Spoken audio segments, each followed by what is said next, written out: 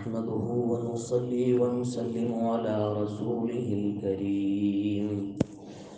أما بعد فأعوذ بالله من الشيطان الرجيم.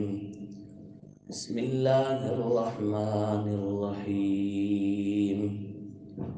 علمه البيان. صدق الله العظيم.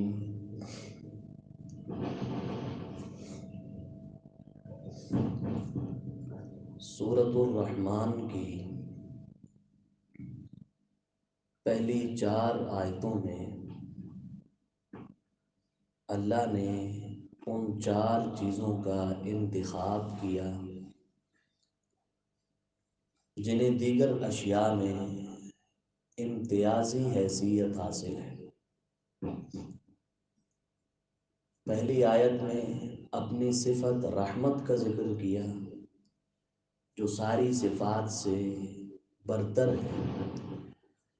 دوسری آیت میں علم قرآن کا ذکر کیا ہے، علم وحی کا تذکرہ فرمایا جو سارے علوم سے بلا شک و شبہ عالی ہے۔ تیسری آیت میں اپنی قدرت کا عظیم ترین شاہکار انسان کی تخلیق کا ذکر فرمایا جس کے بارے میں خود قرآن کہتا ہے وَلَقَدْ كَرَّمْنَا بَنِي آدم، جو ساری مخلوقات میں سے افضل مخلوق ہے۔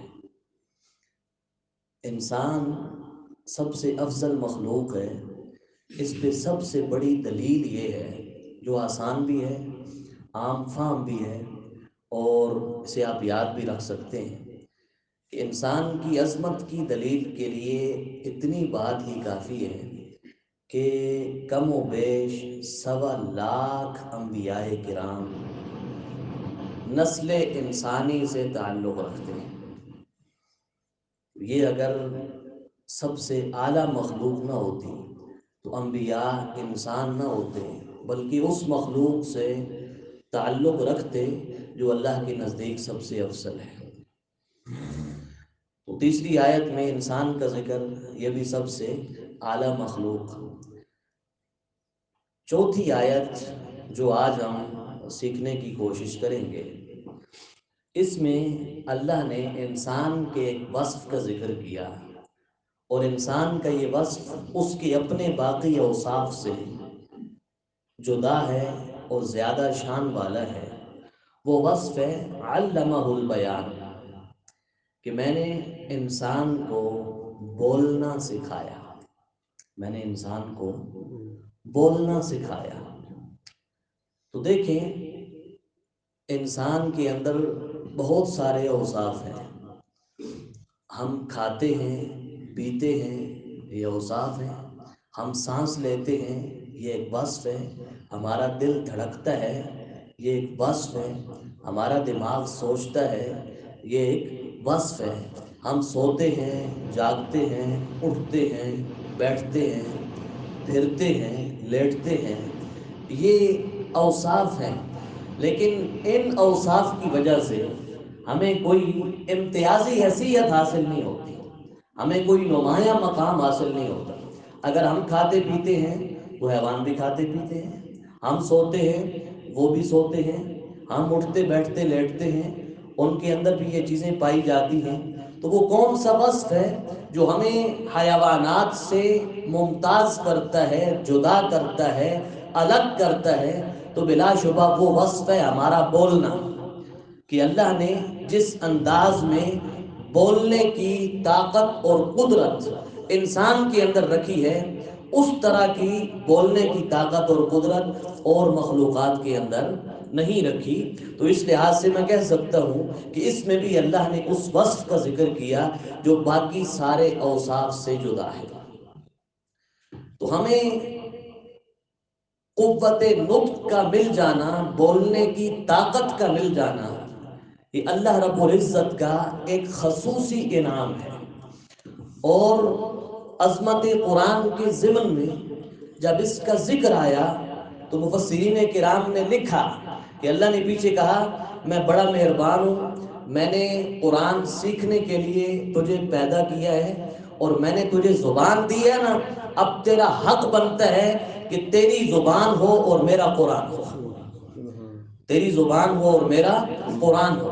اگر تو عام آدمی ہے تو تیرا حق بنتا ہے کہ تو اپنی زبان سے قرآن کی تلاوت کر، اگر تو مبلغ ہے تو تیرا حق بنتا ہے کہ تیری زبان سے میرا قرآن بیان ہو۔ آپ اندازہ لگائیں، اس کائنات کے سب سے عظیم مبلغ، سب سے بڑے مسلم، بلا شبہ جن کی مثال ڈھونڈنے سے بھی نہیں ملتی، وہ ہیں حضرت محمد الرسول اللہ صلی اللہ علیہ وسلم۔ اللہ کی اس بولنے والی نعمت کا شکر اللہ کے پیغمبر نے ایسے ادا کیا کہ جب بھی میرے پیارے پیغمبر صلی اللہ علیہ وسلم واعظ فرماتے، تبلیغ کرتے، دعوت دیتے، لوگوں کو سمجھاتے، تو آپ کی زبان ہوتی اور اللہ کا قرآن ہوتا۔ سورہ قاف کی آخری آیت، پارہ نمبر 26، فذکر بالقرآن من یخاف وعید۔ اللہ خود اپنے نبی سے کہہ رہے ہیں کہ میرے پیغمبر، جب بھی واعظ کرنا ہو، جب بھی نصیحت کرنی ہو، جب بھی لوگوں کو سمجھانا ہو نا، فذکر بالقرآن، تو آپ کی زبان سے میرا قرآن جاری ہونا چاہیے۔ علماء پر قرآن بیان کرنا واجب ہے، مبلغین پہ قرآن کی دعوت دینا اور قرآن لوگوں کو سمجھانا واجب ہے۔ لیکن انتہائی افسوس کی بات ہے کہ کم فہم لوگوں کا ذہن یہ بناتے ہیں کہ یہ جی بڑی مشکل کتاب ہے، یہ ہماری سمجھ سے بالا تر ہے، اچھا بھائی پھر ہمارے لیے کیا ہے جی، آپ کے لیے قصے ہیں، آپ کے لیے کہانی ہیں، آپ کے لیے جھوٹی روایتیں ہیں۔ اس طرح کی چیزیں منبر و محراب پہ بیان کی جاتی ہیں اور قرآن کو بیان نہیں کیا جاتا، جس کا نتیجہ کیا نکلتا ہے کہ پوری امت فرقہ بندی کا شکار ہے، پوری امت افراط و تفریط کا شکار ہے، پوری امت صراط مستقیم سے ہٹ چکی ہے۔ تو اللہ نے جو بولنے والی نعمت دی ہے، اس کا سب سے پہلا حق یہ بنتا ہے کہ ہماری زبان سے اللہ کا قرآن نکلے اور قرآن کی صدا بلند ہو۔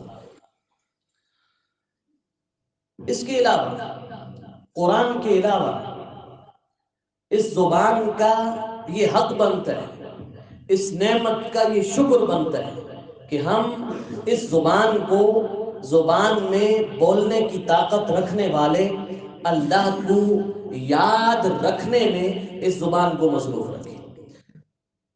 آسان الفاظ میں یوں کہہ دوں کہ ذکر کرنا اللہ کی اس نعمت کے شکر کا ایک بہترین ذریعہ ہے۔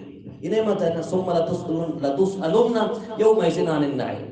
اور خدا کا ذکر اتنی آسان عبادت ہے کہ اس سے بڑھ کے آسان عبادت کوئی نہیں، کیونکہ اس میں نہ وضو کی قید ہے، نہ باادب ہو کے بیٹھنے کی شریعت نے کوئی قید لگائی ہے۔ قرآن تو کہتا ہے الذین یذکرون اللہ قیاما وقعودا وعلی جنوبہم، تم اللہ کا ذکر کر سکتے ہو، کھڑے کھڑے بھی کر سکتے ہو، چلتے پھرتے بھی کر سکتے ہو، بیٹھ کے بھی کر سکتے ہو، لیٹ کے بھی کر سکتے ہو، لیٹ کے بھی کر سکتے ہو۔ تو ہم اپنے معمولات زندگی سر انجام دینے کے دوران بھی اللہ کو یاد کر سکتے ہیں۔ اس کے لیے ایک تسبیح لے لیں، کاؤنٹر لے لیں، وہ آپ کو یاد کراتا رہے گا، آپ کے جب ہاتھ میں ہوگا کہ آپ نے اللہ کا ذکر کرنا ہے۔ اور یقین جانیے اس کے اتنے فوائد ہیں کہ آپ دن میں ہزاروں مرتبہ اللہ کا ذکر کر لیں، اور اس کی فضیلت آپ سنتے ہی رہتے ہیں۔ قیامت کے دن آدمی کو ان گھڑیوں پہ افسوس ہوگا اور حسرت ہوگی جو گھڑیاں اس نے اللہ کے ذکر کے علاوہ گزاری۔ اس حسرت سے بچنے کے لیے اس زبان سے قرآن کی تلاوت کیجیے، اللہ کے ذکر کو اپنا معمول بنا لیجیے۔ یہ تو تھی میٹھی میٹھی باتیں، اب ایک کڑوی بات بھی، یہ زبان اللہ نے دی ہے تو اللہ نے اس زبان کے کچھ حقوق مقرر کیے ہیں۔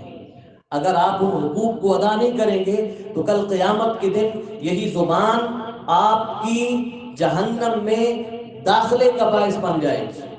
وہ حق یہ ہے کہ اس زبان سے سچ کے سوا کچھ نہ نکلنا چاہیے۔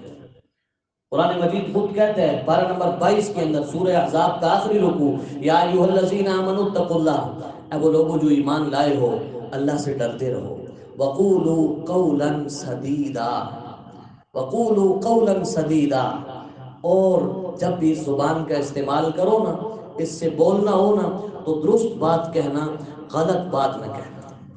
مختلف انداز میں قرآن سمجھاتا ہے۔ ہم یہ زبان بہت جگہوں پہ غلط استعمال کرتے ہیں، بالخصوص عدالتوں میں تو اس زبان کا درست استعمال ڈھونڈنے سے نہیں ملتا، جھوٹے گواہ مل جاتے ہیں۔ اللہ رب العزت فرماتے ہیں یا ایھا الذین آمنوا کونوا قوامین للہ شہداء بالقسط۔ عدالت میں بھی تمہیں جب اس زبان سے گواہی دینی ہو تو انصاف کے ساتھ کھڑے ہو جاؤ۔ وَلَا يَجْرِمَنَّكُمْ شَنَآنُ قَوْمٍ عَلَىٰ أَلَّا تَعْدِلُوا۔ کسی سے نفرت ہو تو اس کے خلاف جھوٹی گواہی دینا، یا کسی سے محبت ہو اس کے حق میں جھوٹی گواہی دینا، اللہ فرماتے ہیں یہ چیز تمہیں دن قیامت کے جہنم کے اندر پہنچائے گی۔ تو اس زبان سے درست بولیں، سچ بولیں، حق بولیں۔ اگر جھوٹ بولو گے فَنَجْعَلْ لَعْنَةَ اللَّهِ عَلَى الْكَاذِبِينَ، تو اللہ کی لعنت کے مستحق بن جاؤ گے۔ اسی زبان کے بارے میں امام الانبیاء صلی اللہ علیہ وسلم نے فرمایا المسلم من سلم المسلمون من لسانہ ویدہ، کہ اپنے آپ کو مسلمان کہنے والوں، مسلمان سمجھنے والوں، مسلمان تم تب ہی بن سکتے ہو۔ حضور کہتے ہیں اگر مجھ سے پوچھتے ہو تو میں مسلمان کی تعبیر آپ کو یہ بتاؤں گا کہ آپ تب مسلمان ہیں جب آپ کی زبان سے دوسرے مسلمان محفوظ ہیں، آپ کی زبان سے دوسرے مسلمان محفوظ ہیں، آپ کے ہاتھوں سے دوسرے مسلمان محفوظ ہیں۔ اگر آپ کی زبان کسی کو دکھ دیتی ہے، کسی کو تکلیف دیتی ہے، کسی کو ایذا میں مبتلا کرتی ہے، آپ اندازہ لگائیں اس زبان کے استعمال، آپ کسی کی وہ چیز ذکر کرتے ہیں جو اس میں پائی جاتی ہے، شریعت تب بھی آپ کو معاف نہیں کرتی، قیامت کے دن آپ سے حساب لے گی۔ ہاں وہ بندہ آپ کو معاف کر دے تو شریعت آپ کو معاف، وہ چیز جو اس شخص کے اندر پائی جاتی ہے، جو عیب اس میں پایا جاتا ہے، جسے ہم غیبت کہتے ہیں، ہماری زبان اس کا وہ عیب بیان کرے گی، دن قیامت کے اللہ کی رحمت کا دریا بھی اسے معاف نہیں کرے گا جب تک وہ بندہ جس کی آپ نے غیبت کی ہے وہ آپ کو معاف نہ کرتے۔ آپ اس سے اندازہ لگائیں اس کی کتنی اہمیت ہے، کتنی اہمیت ہے۔ اور اگر کسی کے اندر وہ عیب، ہم تو اسی طرح کرتے ہیں فلاں ایسا ہے، فلاں ایسا ہے، فلاں ایسا ہے، صرف تخمینے کی بنیاد پہ، ظن کی بنیاد پہ، گمان کی بنیاد پہ، یقین جانیے ہم بہتان لگانے والوں میں ہیں، اور بہتان لگانے والوں کو رحمان کبھی بھی معاف نہیں کرے گا۔ اس نبی کریم صلی اللہ علیہ وسلم نے ایک بہت بڑی بات کی، آپ نے کہا مجھے صرف دو چیزوں کی ضمانت دو، میں تمہیں جنت کی ضمانت دیتا ہوں، ان میں سے ایک چیز یہ زبان ہے۔ آپ نے فرمایا جو تمہارے دو جبڑوں کے درمیان ہے اس کی حفاظت کی ضمانت تم دو، میں تمہیں جنت کی ضمانت دیتا ہوں۔ اور دوسری چیز شرمگاہ ہے، کہ جو چیز تمہارے دو رانوں کے درمیان ہے اس کی حفاظت کی ضمانت دو، اور زبان کی حفاظت کی ضمانت دو، مجھ محمد الرسول اللہ صلی اللہ علیہ وسلم سے جنت کی ضمانت دو۔ جنت کی ضمانت مل رہی ہے تو معلوم ہوتا ہے یہ بہت اہم چیز ہے، بہت نازک معاملہ ہے۔ تو اس زبان کو دوسرے مسلمان کو تکلیف دینے سے محفوظ رکھیں تو اللہ کی اس نعمت کا شکر ادا ہو جائے گا۔ تو الرحمن بہت مہربان ہے، علم القرآن، اس نے قرآن سکھایا، خلق الانسان، اس نے پیدا کیا انسان کو، علمہ البیان، اور اسے سکھایا ہے بولنے کا طریقہ۔ اللہ ان آیات کو سمجھنے کی، عمل کرنے کی توفیق نصیب فرمائے۔ وما علینا الا البلاغ۔